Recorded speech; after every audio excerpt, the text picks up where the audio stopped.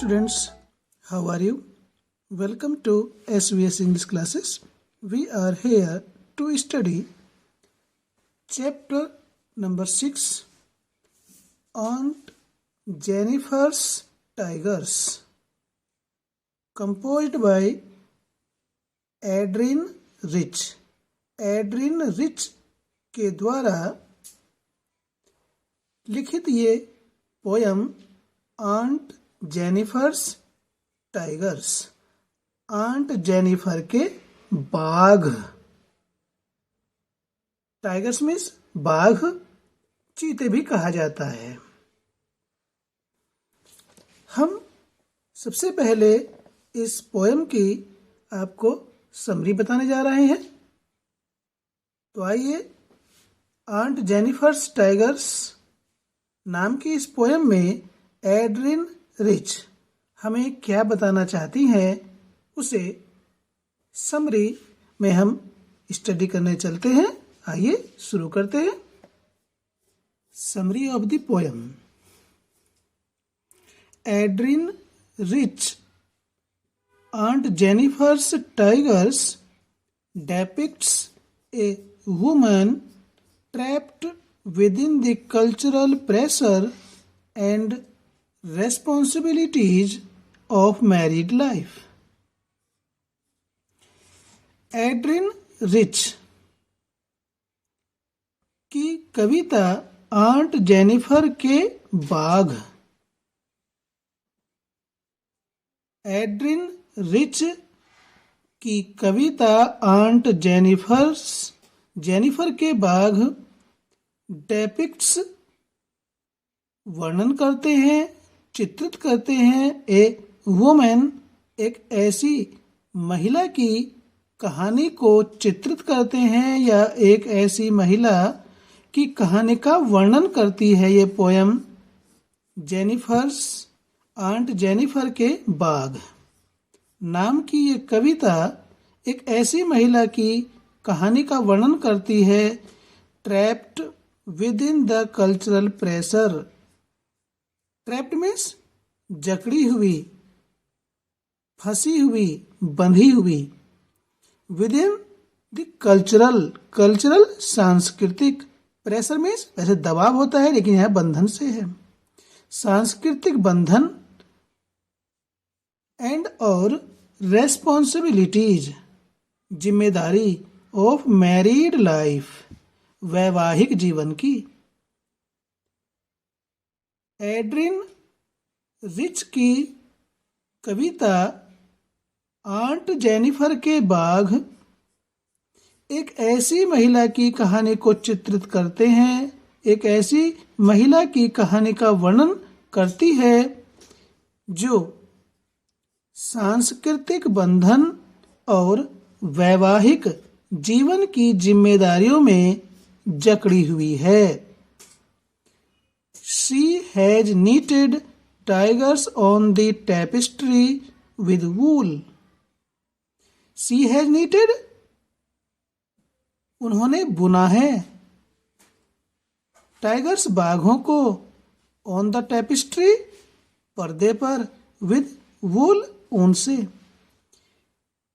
उन्होंने वो ऊन से पर्दे पर बाघों को बनाया है. कहने का अर्थ है कि आंट जेनिफर एक स्वेटर बुन रही हैं और स्वेटर के अगले भाग पर, जिसे पर्दा भी कहते हैं, ठीक है, तो उन्होंने ऊन से पर्दे पर बुन करके बाघ बनाए हैं. They seem to prance and jump over a screen. Screen का मीनिंग यहाँ पर फिर पर्दा है. पर्दा मीन्स स्वेटर का आगे का भाग, जिसे पर्दा कहते हैं. ये पर्दा कोई चलचित्र का, मूवी का नहीं है, किसी एलईडी का, टीवी का नहीं है, बल्कि स्वेटर का आगे का भाग, उसे भी पर्दा कहा जाता है स्टूडेंट्स. तो दे सीम, वे पर्दे पर बने हुए बाघ बुने हुए बाघ सीम प्रतीत होते हैं, दिखाई पड़ते हैं, दिखाई देते हैं। टू प्रिंस उछलते हुए आगे की ओर, एंड जंप और कूदते हुए ओवर स्क्रीन पर्दे पर। वे आंट जेनिफर के द्वारा बनाए हुए बाघ पर्दे पर उछलते कूदते दिखाई पड़ते हैं, दिखाई देते हैं। ऐसा लग रहा है कि मानो वे पर्दे पर उछल कूद कर रहे हों। These tigers are like bright colored shining topaz. These tigers, ये बाघ, ये चीते, are like, की तरह हैं। किसकी तरह हैं? ब्राइट कलर्ड, चमकीले रंग के। शाइनिंग टोपाज, टोपाज कहते हैं पीले रंग के टोपाज पत्थर होते हैं। तो ये बाघ पीले टोपाज पत्थरों की तरह चमकीले रंग के हैं। They are not afraid of man standing there under the trees in the screen. They are not afraid, ये बाघ भयभीत नहीं है, वे भयभीत नहीं है। ऑफ मैन, उन लोगों से, वे उन लोगों से भयभीत नहीं है। कौन? बाघ, जो आंट जेनिफर ने पर्दे पर बनाए हैं। पर्दे पर बने हुए बाघ उन लोगों से भयभीत नहीं है। Standing there under the trees in the screen, पर्दे पर जो पेड़ बने हुए हैं, स्वेटर के अगले भाग पर जो पेड़ बने हुए हैं, उन पेड़ों के नीचे जो लोग खड़े हुए हैं, उनसे वे बाघ भयभीत नहीं है। वे पर्दे पर पेड़ों के नीचे खड़े हुए लोगों से भयभीत नहीं है। They pace in sleek and chivalric certainty. They pace, वे दौड़ते हैं, चलते हैं, उछलते हैं, कूदते हैं। इन sleek, बने ठने, एंड chivalric, शौर्यपूर्ण, certainty, निश्चितता या कॉन्फिडेंस। वे बाघ बने ठने शौर्यपूर्ण तरीके से विश्वास के साथ दौड़ते हैं, चलते हैं।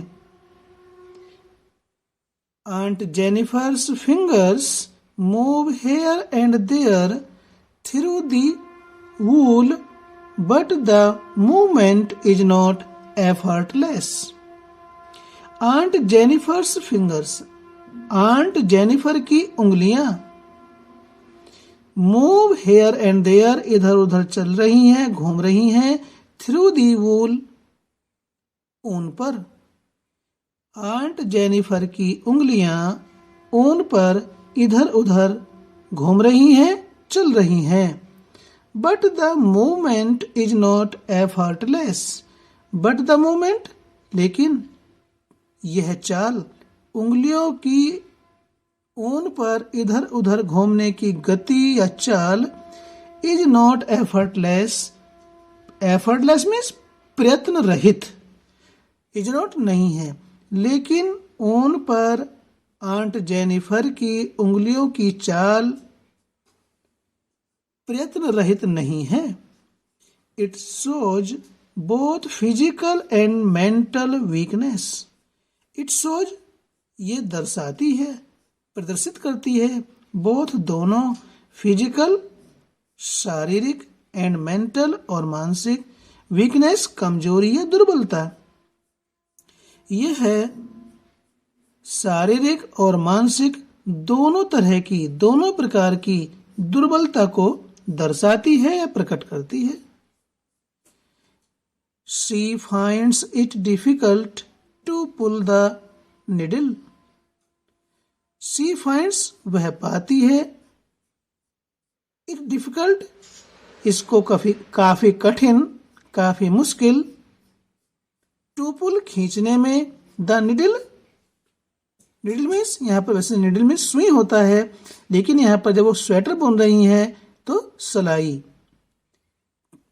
वह बुनने की सलाइयों को खींचने में काफी परेशानी महसूस करती हैं, या उन्हें काफी परेशानी हो रही है, क्योंकि उनकी उंगलियां क्या हैं, वे कांप रही हैं, कमजोर हैं। तो इसलिए उनको, किसको, आंट जेनिफर को बुनने की सलाइयों को खींचने में काफी परेशानी हो रही है या होती है। The massive weight of the wedding band once bonded her with her husband. The massive weight, बहुत अधिक भार, बोझ, of the wedding band, वैवाहिक फीते का, once bonded, जो जोड़ता है, बांधता है, हर, उनको, किनको, आंट जेनिफर को, विद हर हस्बैंड, उनके पति से। शादी का वह फीता जो उनको उनके पति से जोड़ता है, मासी वेट, बहुत भारी है।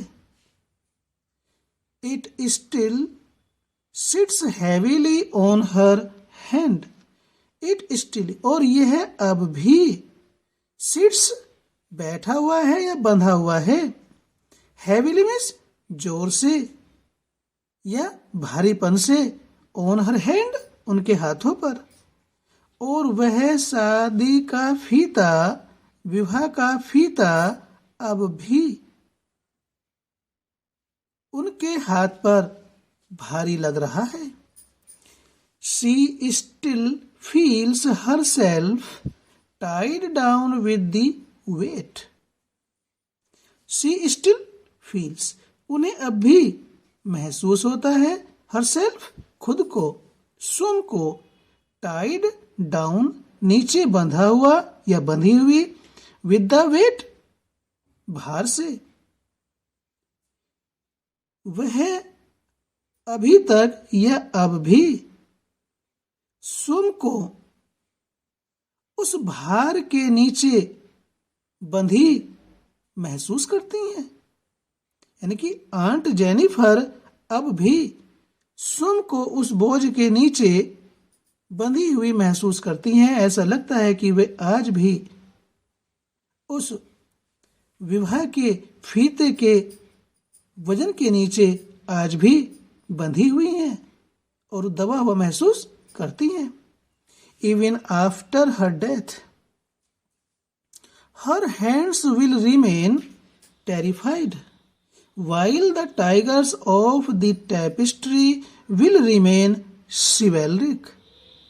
Even after her death, उनकी मृत्यु के पश्चात भी, her hands, उनके हाथ, will remain terrified, भयभीत रहेंगे, while, जबकि, the tigers of the tapestry, पर्दे पर जो आंट जेनिफर ने बाघ बनाए हैं, विल रिमेन, वे रहेंगे, सिवेलरिक, गर्व और निडरता के साथ, यानी कि मृत्यु के पश्चात भी आंट जेनिफर के हाथ विल रिमेन टेरिफाइड, भयभीत रहेंगे, पर या जबकि पर्दे पर बनाए हुए उनके बाघ गर्व और निडरता के साथ यूं ही छलांग लगाते रहेंगे, निडर रहेंगे। तो इस पोयम में आंट जेनिफर्स टाइगर्स में ये एक ऐसे समाज की महिलाओं की स्थिति को दर्शाती है जो समाज पुरुष प्रधान होता है, पितृ सत्ता प्रधान समाज की शक्ति, ताकत किस प्रकार से महिला समाज के मन को, उनके कार्य को दबाता है, नियंत्रित करता है, लेकिन उनकी मन की भावनाओं को नियंत्रित नहीं कर सकता। समाज की पितृसत्ता, समाज के दबाव में रह करके महिला कुछ काम नहीं कर सकती हैं, तुम ये मत करो, तुम वो मत करो, लेकिन उनकी जो भावनाएं हैं वे अपनी भावनाओं को, दबी हुई भावनाओं को व्यक्त करने के लिए इस कविता के माध्यम से कि किस प्रकार से एक महिला अपने मन की भावनाओं को स्वेटर के अगले पर्दे पर उभारती है, वह नीडर बाघों का चित्र उकेरती है, चित्र बुनती है जो नीडर हैं और निर्भीकता पूर्वक उछलते कूदते हैं, उनके माध्यम से कि समाज के अंदर महिलाओं को भी इसी प्रकार से नीडर होना चाहिए। ऐसी कुछ बात पाठकों को Adrienne Rich aunt Jennifer's tigers, aunt Jennifer के बाघ नामक कविता के माध्यम से समाज को ये संदेश देना चाहती है कि हमें महिला समाज को दबाकर नहीं रखना चाहिए, बल्कि उन्हें भी निर्भीक, साहसी और कुछ भी कार्य करने के लिए सक्षम बनने देना चाहिए। यही इस कविता का, इस पोएम का जो है ब्रीफ एक्सप्लेनेशन था, जो हमने आपको एक्सप्लेन किया। आशा करते हैं कि आपको पसंद आया होगा। पसंद आया तो लाइक कीजिए और चैनल को सब्सक्राइब अभी तक नहीं किया है, चैनल पर पहली बार आए हैं तो प्लीज़ चैनल को सब्सक्राइब करें, ताकि इसी प्रकार की रोचक जानकारी से और आसान भाषा में अंग्रेजी को समझने के लिए आपकी जो वीडियोज हैं उनका नोटिफिकेशन आप तक पहुंचता रहे। फिर मिलते हैं इसी लेसन की, इसी पोएम का सेंट्रल आइडिया आपको समझाने के लिए दूसरी वीडियो में। Till then take care, bye bye.